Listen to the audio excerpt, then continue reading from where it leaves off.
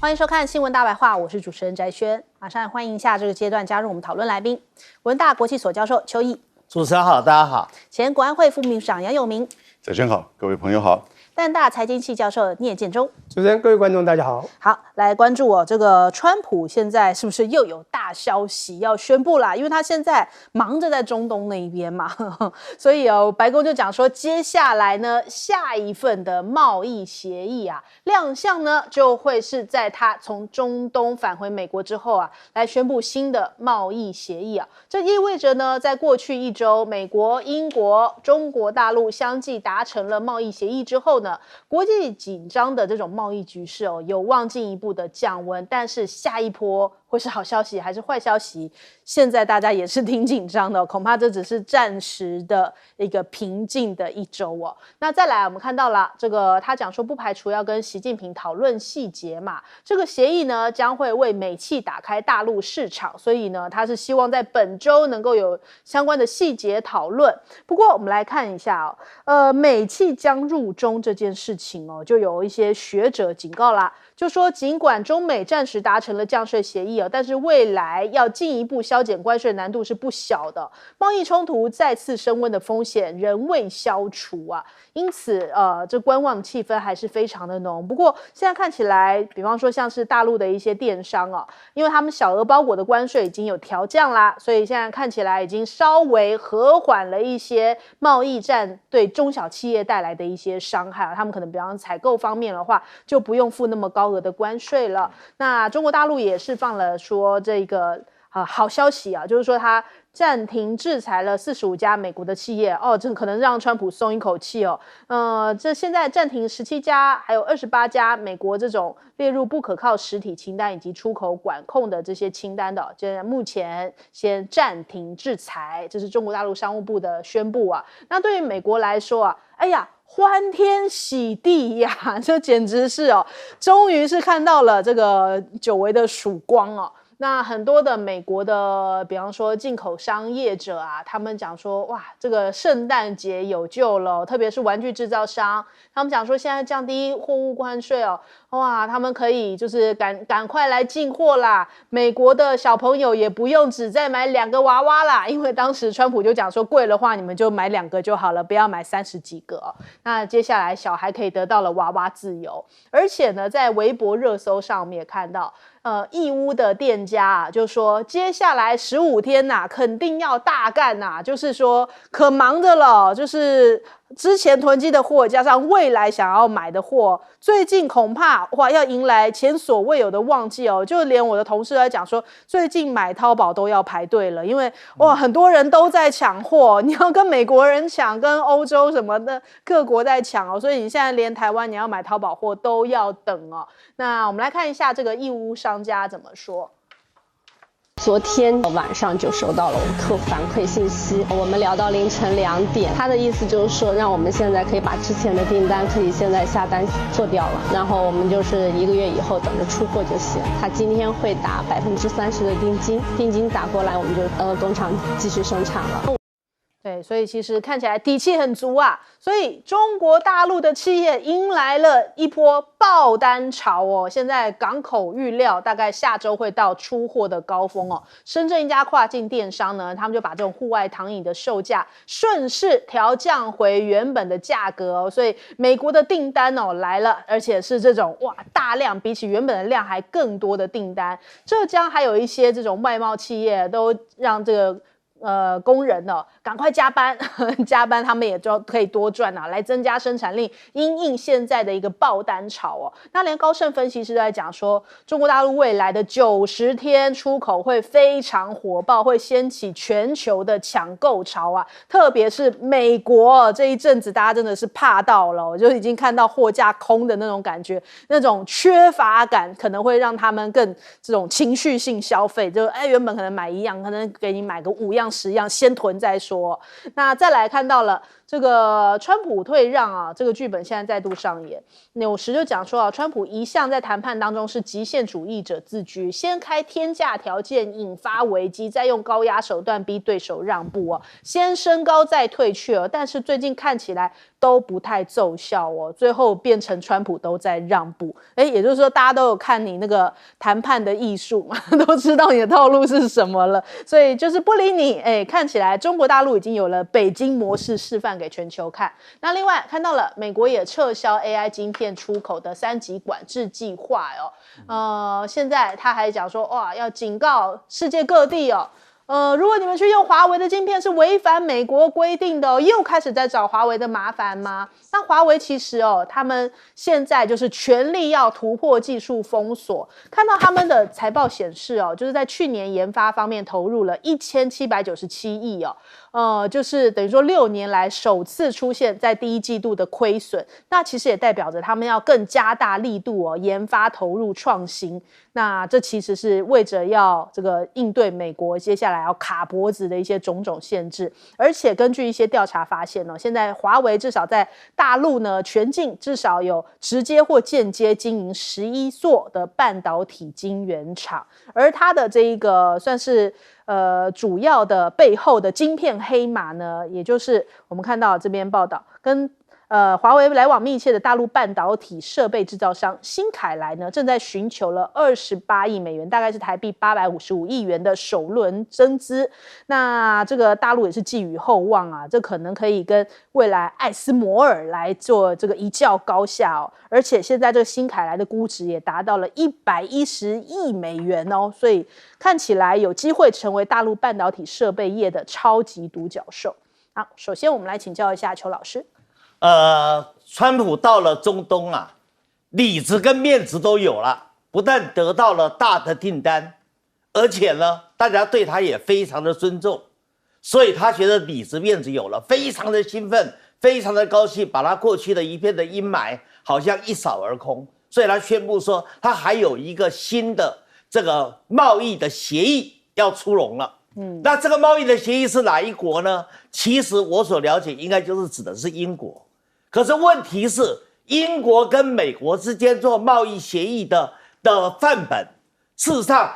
跟别的国家不一样啊，因为英国对美国是贸易的逆差，反而美国对英国是贸易的顺差，所以在这种情况之下，美国跟英国之间的贸易的协议根本不能做各个国家的参考。再加上川普这个人，刚才主持人说他的交易的艺术，说实话，他的交易的艺术里面有很多，其实跟他实际的作为也不是都一样的。而且他现在的软肋也被大家都知道了，你面对川普这种要跟这样的人谈判，你就一定要采取所谓的步步为营的方式，你千万不要以为说像赖清德一样，一下子对他跪下趴在地上，那么全身赤裸的什么都先奉献出去，他就会对你那么投以青睐，不会的。川普这个人就是你对他很软，他就对你很硬，他就柿子挑软的吃，他就步步进逼。所以现在各个国家都懂啦，像欧盟就是采取团结就是力量，27个国家大家合在一起一起谈，不让各个的国家个别跟美国做接触。好，那至于像日本，那石破茂也采取所谓的高姿态，那么吊一吊你美国，吊你川普的胃口。好，那甚至印度看到了这个中国的模式，那印度本来也准备要下跪了，现在也准备不跪了，改提出了很多的条件，那么要去跟川普来谈。那至于我们谈到说，最重要的是各个国家都在关切的中美之间的在瑞士的谈判的模式那这个谈判的模式其实也不能太掉以轻心，因为它只是第一回合。而且第一回合以后，川普马上在白宫的记者会就释放了一个说，如果中国大陆愿意开放它的市场，那对于这个两岸之间的统一跟和平的发展是非常有利的。其实这就是川普给对中国采取的一个诱饵嘛，他目的就是要推动中国大陆的市场开放，也就是美国长期以来最想得到的叫市场准入。过去中国大陆不敢同意市场准入，因为中国大陆有很多的限制，像金融、保险业啦，像是这个农产品啦，它不能让你市场准入啊。而且市场准入把所有的关税障碍与非关税障碍都拿掉的话，那接下去就要谈到稀土、出口管制要不要撤销的问题了。所以麻烦非常非常的大。但是呢，川普提出这个诱饵，那为什么我认定它是诱饵呢？因为透过了了解以后，不是何立峰在瑞士的时候主动透露出来的。为什么？因为何立峰这个人，从他在厦门担任财政局的副局长，一步一步上来，他就是个标准公务员，他就是一个非常谨守条条框框分寸的人，所以他不敢主动跟这个美方的代表去谈到逾越他的管理范围之内的事情。那基本上这个就是美国在川普授意之下提出的一个诱饵，要诱惑中国大陆来跟他谈下面的市场准入、市场开放的问题。而这个正好是美国，尤其是川普最想要的。我们从后续的发展就逐渐看出来了。所以川普整个的谈判模式，其实各个国家现在已经都有了深入的研究与准备。好，来请教聂老师。OK， 我先从川普这个关税这个角度啊，我把它形容成一个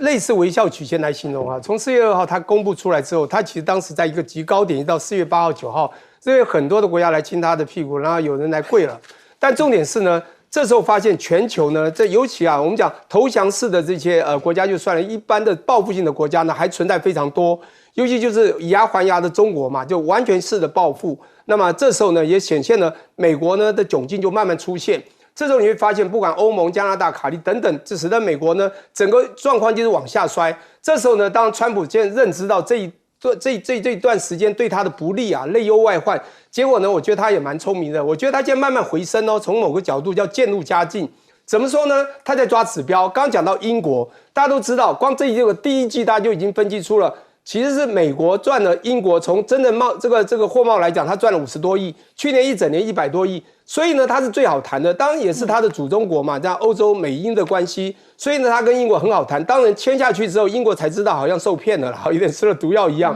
但这是第一个指标，因为他告诉大家，英国曾经是日不落帝国，是一个大国，是一个有指标、大家受尊重的国家。不管你现在认不认为英国还是该被尊重。第二个又来了，他开始跟中国，因为中国他的确是忍不下去。刚刚讲到日内瓦没有错，何立峰跟那个贝森特在见了面，可是贝森特自己讲出来了，两边各自都受伤太重。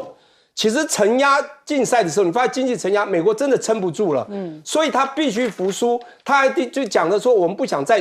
惹恼中国，所以这时候他必须服输。中国来了第二个指标，都降低，实际上他完全互惠，我觉得是10比10。因为现在看起来30比10是有人没有去分析，那个另外20是芬太尼的关系啦，115是一个报复性和惩罚性的24和91嘛，加起来115。好，这细节数字我们不管，就是10比10啦，一般的货。好，这时候已经讲说法呢，中国真的就是赢了，而且中国呢基本上呢是用半被动式的，只是他们也想签，因为他们经济也受伤。好，现在又来了一个中东。中东真的是大单呐，你不管从某个角度，可当中东会签，会两边呢都好像很互惠，这当然有原因的。因为中国呢在这几年来，在崛起之后，不管从非洲进程到各个地方，甚至美国的后花园，南美，你看做了多少？那现在中美、南美，以前中国去当然也到这个墨西哥西岸，现在南美12个国家有一半啊都开始要靠向中国。当然中东你不能再输，而且在中东这个地方，美国在里面也有建立了很多的科技的这个建制 ，AI 的扶持，华为的进站，还有呢基建的帮忙。这时候呢，美国必须做。当然他这时候很聪明，带了一堆的大佬，黄仁勋啊，这个苏之峰啊，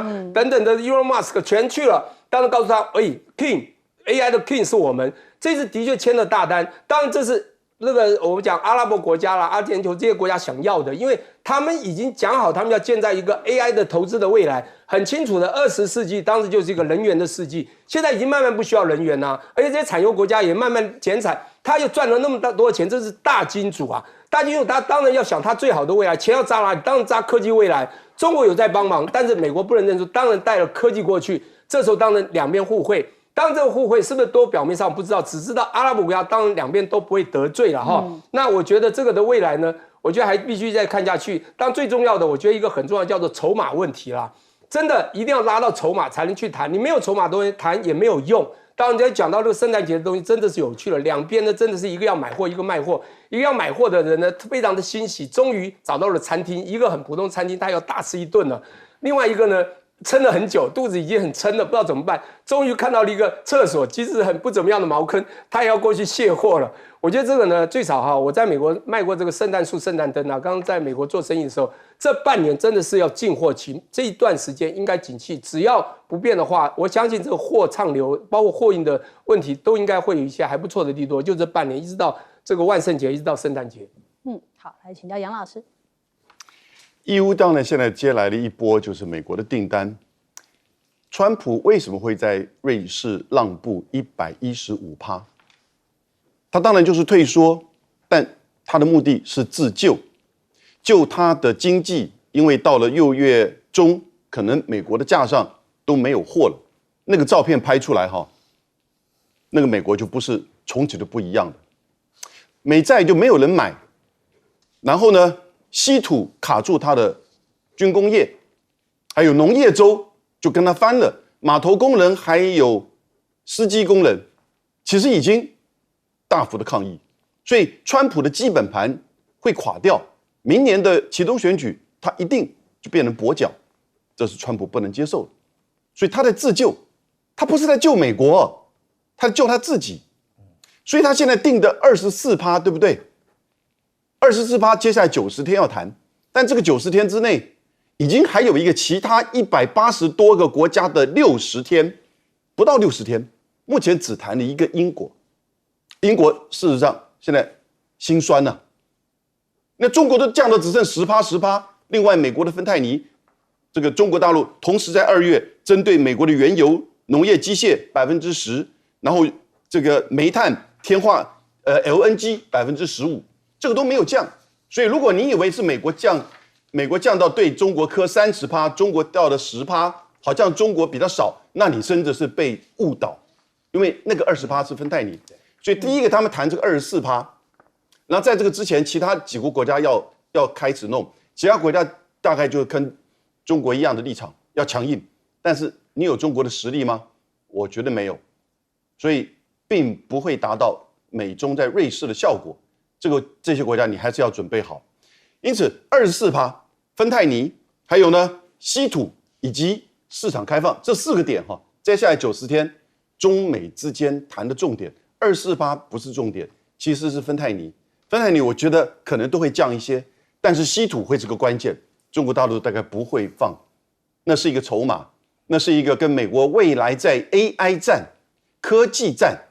要倒过来卡住美国的科技与军工战的筹码。因此，现在已经展开的 AI 战，然后呢，这个科技战，我觉得中国会以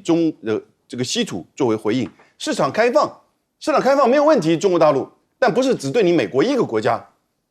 它一定是整体的考量，对全世界。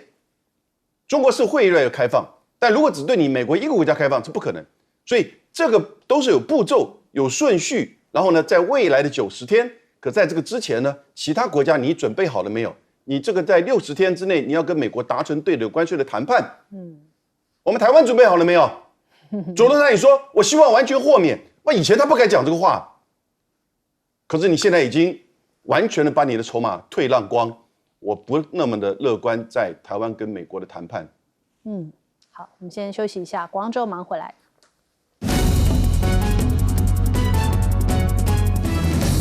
好，印巴是真的停火了吗？现在恐怕这一场战争已经转为舆论战了，因为这个印度不能输，不能让他们这个输的资讯被曝光所以现在他要求呢，这个 X 平台要封锁来自中国大陆、土耳其，就一些会讲说他们输的消息的相关的国家，通通都要封锁啊，避免印度他们自己国内看到这相关的消息哦，要把这所有巴基斯坦的内容从平台上面移除，所以这样才能够营造赢的氛围。那再来呢，印度也向70国外交官通报，我们这个诛杀行动是非常成功的哦。那他们的新德里电视台里面就有报道，哇，他们现在要进行这一个等于说庆祝行动哦，为期10天的这样的一个庆祝行动，然后说这是他们非常有里程碑意义的一个军事成就。但是私底下呢，其实他跟巴基斯坦两方啊相互驱逐外交官哦，所以这个你说角力结束了吗？还没有。那所以半岛电视台就在讲说这个叫做口水战取代了战争哦。那再来，这其实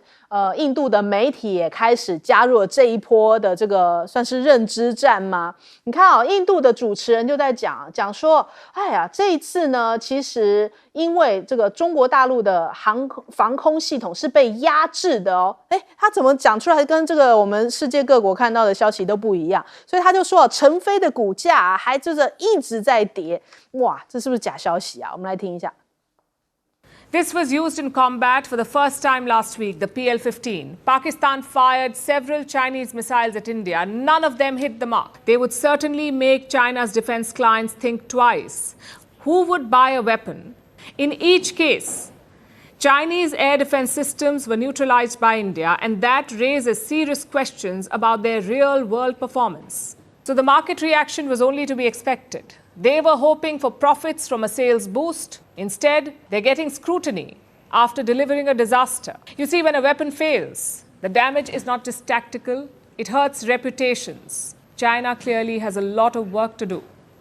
对，就看了有点傻眼哦，竟然现在印度为了要杀气哦，就是一下子又骂美国，一下子又什么又在讲中国，哎呀，你们的这个武器卖不出去，所以现在看起来印度就是没有办法真的去面对他对于上巴基斯坦就是这一场空战打得并不漂亮这件事情，所以怪东怪西。那再来我们看到了，其实事实上是如何呢？我们看到印度主播讲的说股价跌幅非常大，但我们抓出来成飞的股价图哦，是一飞冲天，他是不是看反了呢？就是明明股价是这样飙上去，但是他们说股价的跌幅非常深哦，就是好像怎么看的跟现在看起来完全不同啊。因为自从歼10成功击落了标风战机之后呢，其实5月8号开始哦，这个成飞的股价就一直在飙涨，就是这样子这上去，然后停一下，上去又停一下，一波一波的这样往上涨，涨幅已经超过了61%哦，反映出来市场对于大陆的军工技术是信心大增啊！怎么会跟事实差这么多呢？跟这个印度讲出来的完全不一样印度是不是跟我们看到的数据不同呢？就让大家觉得很奇怪，连巴基斯坦参议员接受媒体访问的时候都讲了，这叫做中国的科技打败了西方的科技。我们来听一听。We shot down 5 of their planes, 3 Rafales, 2 other planes, and then Chinese technology has triumphed over Western technology, which is a great news. And we told them that if they do that again, we'll hit them hard. And we're doing that. We are ready for them. 对，所以现在看起来最受伤的是印度他可能已经无法接受事实是什么样的一个状况。那巴基斯坦甚至还秀出来他们的空战指挥中心你看这个标题讲说中国空战系统露出了冰山一角，因为这套系统其实是从中国大陆来的嘛，所以他说照片里面看到很多的大萤幕萤幕上面显示各种不同的任务资讯透过这些萤幕可以清楚的看到印度的军队，尤其是空中的力量的位置。那如何攻击这些目标，显示出来巴基斯坦的空军在战场上面具有良好的这些态势感知能力那其实他们都说这是出色表现，就是因为跟中国的这一套作战系统息息相关，这种等于我们说这新3-3制的这种打法完全的移植过去，才能够让这个巴基斯坦打下漂亮的一仗。所以现在大家就开始在讲说这个歼10的故事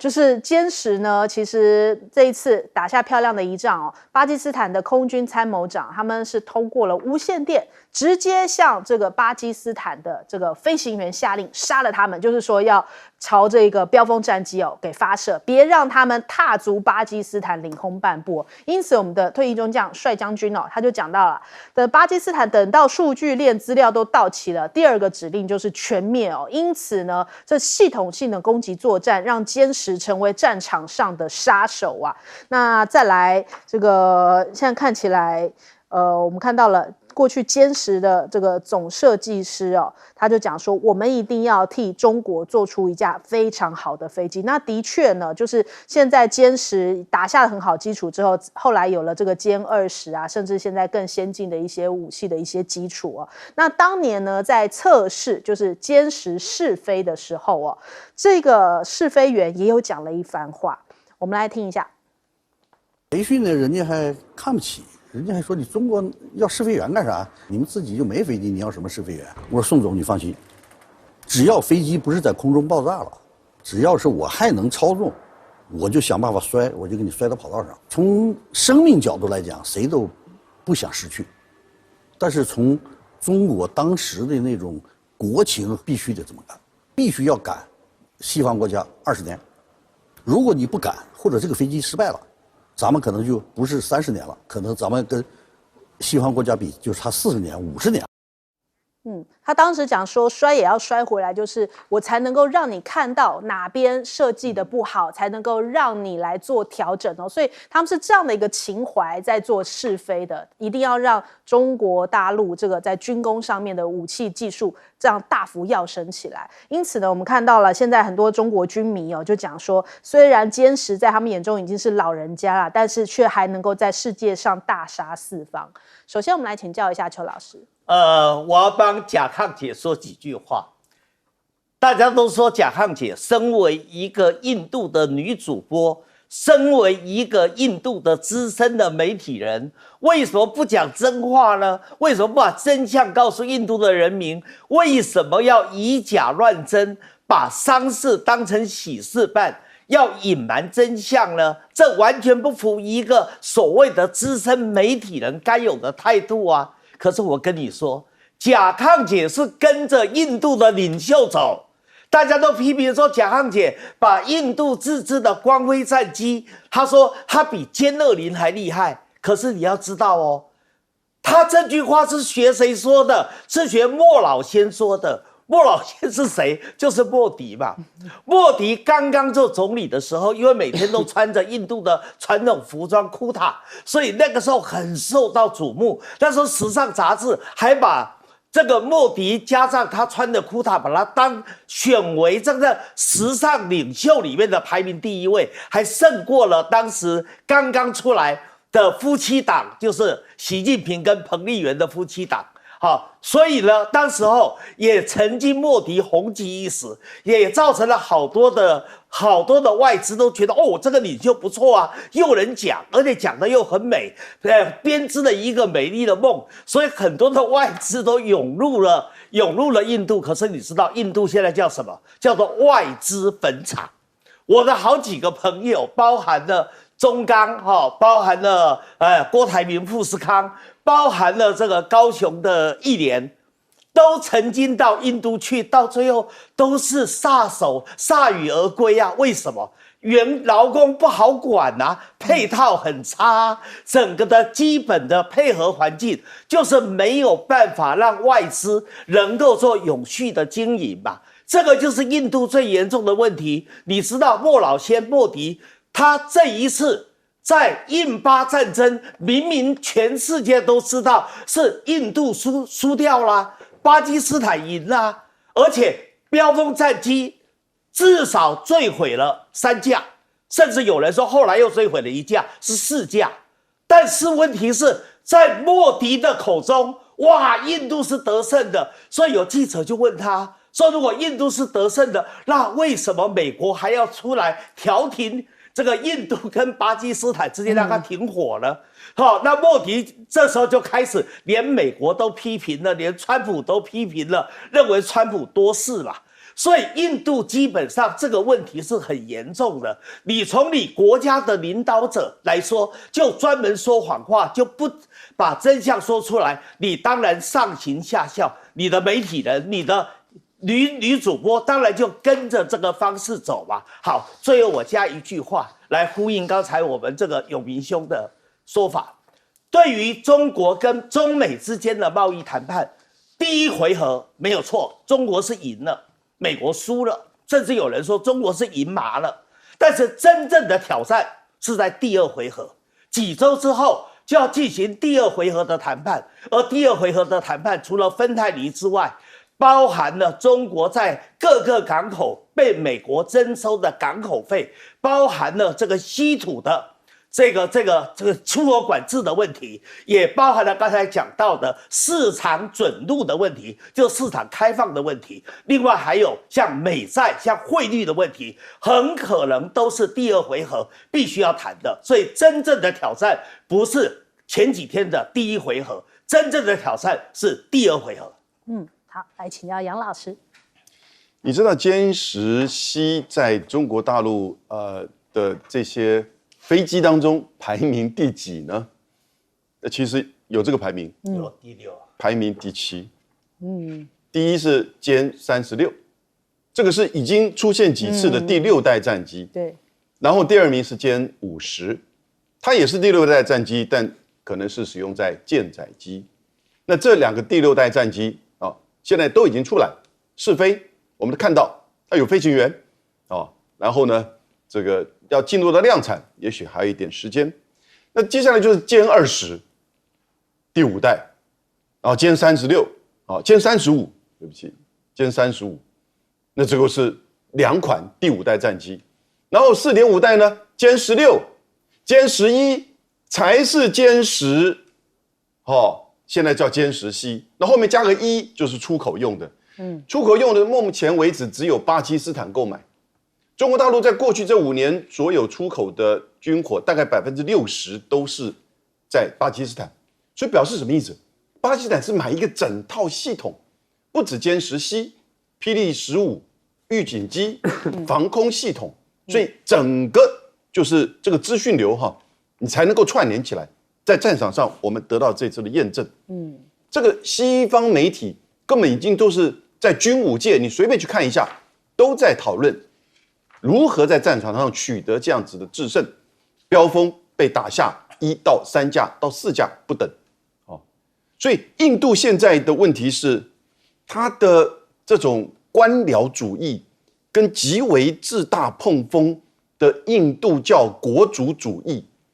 这2个东西在莫迪的这个任内交叉相乘，极度的放大。那同时也的确因为碰到美国在打压中国，所以呢，自然要去引导提拔一个在南亚人口现在已经超越中国，这是印度唯一超越中国的人口，超越中国，那希望能够去牵制中国大陆，尤其在印度洋又跟这个海上能源安全有关，所以印度就在这段期间，这个来的投资啊，赚了一些钱呢，它就极度的膨胀，那到处就买飞机，就变成万国军、杂牌军，输了呢就怎么办？现在只好打认知战。我想其实大家都看得懂，这个只是一时的，他面对民众的这种自我麻痹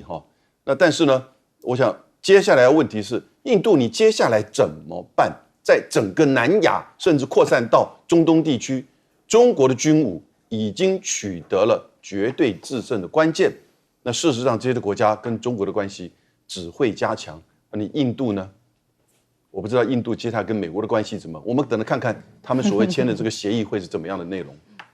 好，来问聂老师。好，那刚开始你在问说，到底印巴他们会不会停火？是真停火吗？我觉得东西 gay 嘛这个非常清楚。从1947年7月这2边分治，从英国走了以后分治之后，这2边就因为克什米尔的英控和巴控的问题，就争端不停嘛。当然，他们停火了17年，从1949到1965，可是之后从1965就经常有一些小事就可以2边互攻。那么我们知道2019年发生一件比较严重的，那这一次当然是最严重的嘛，这个真的是武器的这个上天空来较量。但是呢，非常清楚的，这个所谓的历史的仇恨这个记忆很多，所以呢，只要一个小火种就会点燃。所以我认为这只是暂时了，也还是会有未来的任何一个火种来点燃这2边的战事当然，现在印度就发生的是刚刚讲到钾抗解这个问题。当然，我只能用2个字来形容，就是爱国嘛。你爱国当然要对国家这个讲一些这个振奋人心的事情，而且你要知道实战和心理战两个战都非常重要。你光实战没有心理战也是会输，所以实战完全要靠心理战来 back up， 尤其要全民的心理啊，这就是有名的认知战嘛。要不然我们全世界什么美国的 CIA， 我们的情报局员干什么呢？他们不是收集情报，是做假情报。你把一个事情假的讲成真的，那是最重要。你要赢就是把黑的变白的，我跟你讲，所有人都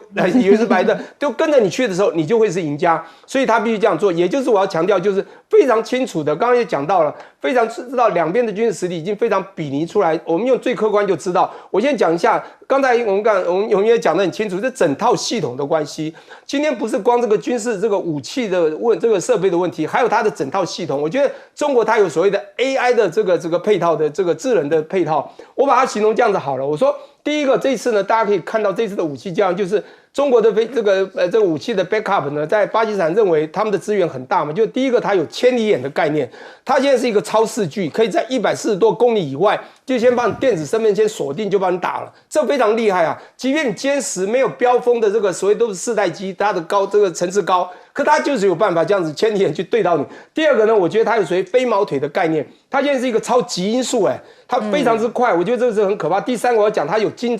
钟罩的功能。我先讲这个飞毛腿，它可以你知道它可以用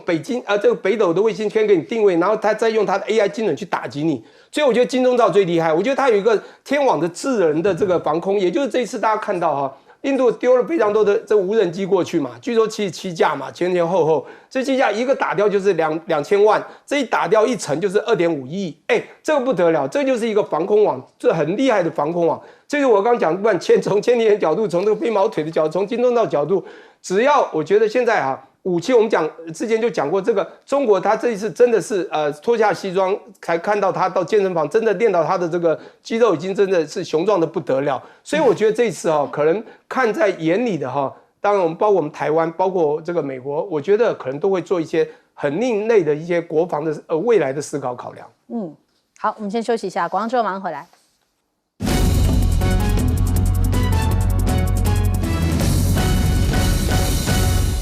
好，川普总算是去到了沙国这边好像这一阵子这个关税到处谈，好像都谈不出个眉目但是到沙国这边被礼遇啦，总算是好像心情好一些沙国这边是高规格来接待，包含了有这 F-15来迎接，以及呢还铺上了紫色的这个皇家专属地毯，由王储来亲自迎接，还有这个川普搭乘的专车旁边有好几匹的骏马相伴这是皇家等级的欢迎仪式。那这个因为沙国王储知道川普喜欢吃麦当劳嘛，还这样子派了麦当劳行动餐车来待命甚至在川普演讲结束的时候有播放他竞选歌曲 YMCA， 但是这一首歌呢被视为是同性恋神曲，但是在沙国是反对同性恋甚至还可以判处死刑，但是为了要表达对川普的友善，他们甚至还播放了这首歌。那在中东这边就也给予这个川普大订单卡达砸了2.9兆买了210架波音川普乐开花就说哇，这是史上最大笔的订单。那同样的他带去的包含了像是这些 AI 的大佬们黄仁勋苏姿丰还有马斯克一起同行辉达也拿下了一笔大订单就说接下来阿联每年要进口50万颗的 AI 晶片，要来打造他们的资料中心。那再来看到了他这其实他家族生意8年在中东也扩张了3倍就有人质疑说你是不是这个出访中东遭到自肥但是呢就感觉其实这也是沙国王储懂得顺着这个川普的毛来摸但是我觉得很奥妙的是，你看这一张照片川普没有站在 C 位倒是这个沙国王储站在中间，还有叙利亚的这个总统也出席嘛。现在川普说要解除对于他的一些种种的一些这个制裁那你看川普的表情跟以前好像不太一样之前遇到泽伦斯基那一种你要懂得说谢谢现在倒是好像挺客气挺憨厚，在旁边微笑果然这个是钱的力量吗？那再来看到了这个川普去到那边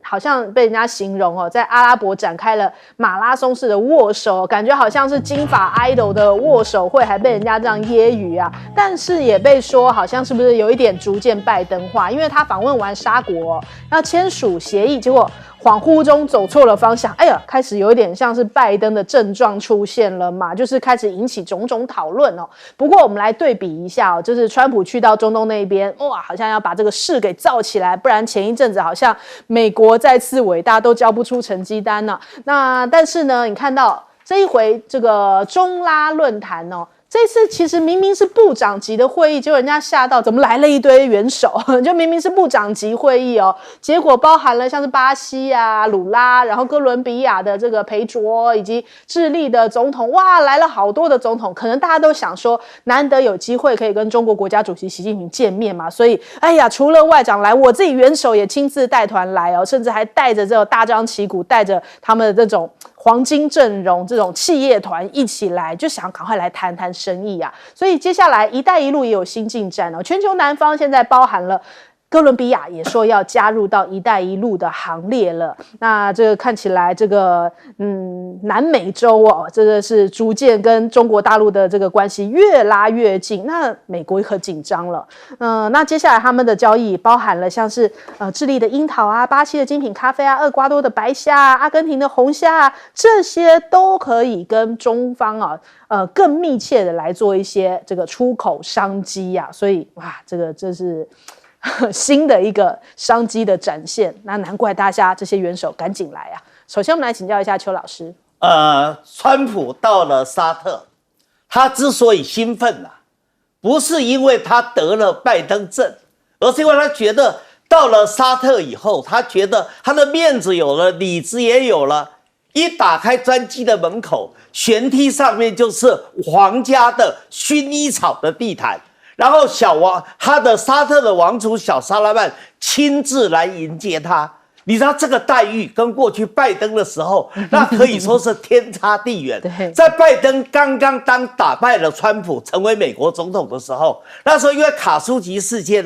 所以拜登很恼火，这个小萨拉曼还曾经痛骂他是杀人凶手，而且顺道也骂了这个沙特的人民，说沙特人民没有水准。所以在拜登执政的4年里面，沙特跟美国的关系可以说降到了冰点。也就在那个时候，中国很全力的去经营中东地区，还创造了这个沙特与伊朗之间、什叶派跟逊尼派之间的世纪大和解。所以那川普上来了以后，以前小萨拉曼根本就不理拜登，好，那现在小萨拉曼轻迎他，而且还送上了一个1420亿美元的军购大单。好，那紧接着这个卡达又是要送给他一架波音7478的客机来作为他的专机，而他的空军1号本来就已经老旧了，需要换一个新的飞机。所以川普当然心里很高兴面子有了，里子也有了，然后紧接着这个又有了这个对波音的2.9万亿美元的一个对波音的大订单。但是我所了解的内部的资讯说，其实卡达送给川普的这个飞机这个波音飞机是波音要送给川普的，中间透过卡达的政府来做一个过水而已。所以我也很佩服这个川普竟然敢收。所以怪不得刚才有明兄说，这个其实川普最怕的是什么？川普不是为美国再次伟大，也不是为美国人民，他最担心的是明年美国的中期选举。因为如果众议院的多数席位给民主党拿走了，那包含了这一次接手那一个波音飞机的事情，就会被怀疑自肥嘛。所以自肥的问题不是只有刚才主持人说的，他的家族企业这几年在中东，他的资产大幅度增加，肥水不落外人田，包含了这一次卡达送的这个波音飞机，其中都有玄机所在。好，来请教杨老师。我们以前看美国作为一个霸权，它是方方面面都这个很强盛，经济、军事、科技然后呢，金融、威望、制裁，至少这6个层面。现在它只剩下3个层面，从这次它中东行就看得出来，只剩下军事、科技科技现在只剩下 AI 晶片，还有制裁，所以它在经济这一次你可以看到快要垮了，不得不退让，在美元的资产现在已经不受欢迎了，然后呢，威望，川普已经没什么威望，所以你现在看哈，他到这个中东去，就只是卖武器。以及这个 AI 晶片，最后因为中东国家过去10多年来，其实在发展科技、半导体以及 AI， 这几个国家都有，从沙特阿拉伯到就是卡达到阿联酋。那可是中国大陆呢，它是不只是跟逊尼派，它也跟什叶派。那关键是在这次的叙利亚，因为它从什叶派转为这个逊尼派啊，也就是跟这个沙特阿拉伯他们同样的是这个逊尼派，所以美国就赶快要巩固它。尽管他过去是被列为制裁的恐怖分子，没有关系，权力最重要啊！这是在中东，你一定要了解这个派系、教派跟权力之间的差异，以及美国的力量在快速的萎缩。那你如果讲拉美，我举个最简单的例子啊，中国跟巴西在2000年的时候贸易额是10亿美元，2000年25年前，你知道去年到多少？1880亿美元，就表示去年每2天他就做了10亿美元的生意。那整个跟中国在整个拉丁美洲，除了墨西哥之外，墨西哥不算，5000亿美元，而美国跟巴西去年呢800亿美元。所以美国的后院门罗的主义，其实现在已经不是用军事，既也没有威望，你制裁也没有用，但是呢，在经济上面已经。这些拉丁美洲的国家和中国大陆相互都成为就是贸易伙伴，而中国是他们的最大贸易伙伴。这个转变很快的会有更具体的一些呈现。好，来温妮老师。OK， 的确啊，在大国博弈之下，我觉得国际关系真的非常重要，所以两边都在拉帮结派嘛，哈。当这次谈的是中东还有南美啊。我必须说明一下，那这个我刚刚讲微笑曲线，的确，川普啊从这打出来往下以后，现在慢慢往上，让大家好像民心也稍微恢复。我觉得他们的确跟中东有所谓的实质互惠的一些各自所需都拿到的，一个从金主嘛，只投资6000亿，一个呢科技嘛 ，AI 去支持你。我觉得他们有达到互惠啦，不管在军购上啊、投资上、矿产上，的确这次我觉得他们算成功。但是未来很难讲，因为中国也不会放手，因为中国在之前在那边也已经有放一些这个之前的一些这个投资啊，包括 AI、华为的一些支持，所以沙特阿拉伯应该是两边看。所以我觉得川普就算拿到一半或多一点，他也不一定拿到很多。但是南美不太一样，南美这边的12个国家，我跟你讲很有趣。这次是部长级会议哦，非常清楚，就是中拉的部长会议，12个国家里面跟大家讲一下，这里面大家都非常的急着到这个所谓的部长会议去看，谁大家就元首去了。为什么去？因为习近平来啊，因为这非常重要，因为他必须要都很急着自己知道自己的未来，在大国博弈之下，到底谁会有最好的未来？你可以看到这10几年走下来，美国是慢慢的 decline 往下走，而中国是 increasing 就一直往上。所以在生命曲线上，一个在成长期，一个在衰退期或成熟到衰退期，这些国家也都看得到。你可以看到南美洲这些国家就非常清楚的跟中国呢一一的靠拢。不管你刚刚讲的这些国家，除了这些小国家，乌拉圭啊、巴拉圭，我觉得somehow中国也不会放弃。也就是南美这个地方的实力看起来，它虽然我们讲说好像在美国中边、墨西哥啊、Puerto Rico 等等的南边啊、古巴的南边这12个国家。照理讲，也应该是跟美国最地缘也比较近，也比较有机会。可是你看到未来呢，可能中国把它都在他的后花园的好朋友都拿去的时候，我觉得这个美国未来的这个所谓的拉帮结派的力量会远输于中国。